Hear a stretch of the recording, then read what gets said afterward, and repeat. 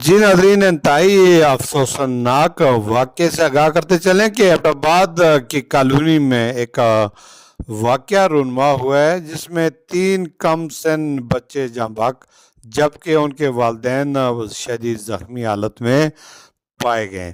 Rescue 112 کے مطابق یہ واقعہ تھانہ میرپور کی حدود کاغان کالونی کی اقرا لین میں پیش آیا، جہاں سے زخمی اور نیم بے ہوش میاں بیوی اور ان کے 3 کم سن بچوں کی نعشوں کو ایوب میڈیکل کمپلیکس میں منتقل کیا گیا۔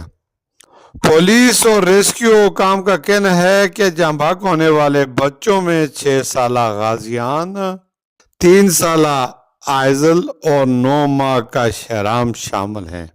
ابتدائی معلومات کے مطابق بچوں کی موت مبینہ طور پر کوئی زہریلی چیز کھانے کے وجہ بتائی جا رہی ہے۔ بچوں کے والدین کاشف ولد منصف اور والدہ شیزہ بی بی زوجہ کاشف کو نیم بے ہوش حالت میں اور ساتھ میں وہ زخمی بھی ہیں۔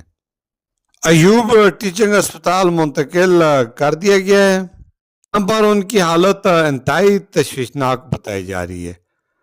D S P Shaheen Khan اور S H O Asghar Khan تفریح امراض جائے وقوع پر پہنچ چکے ہیں۔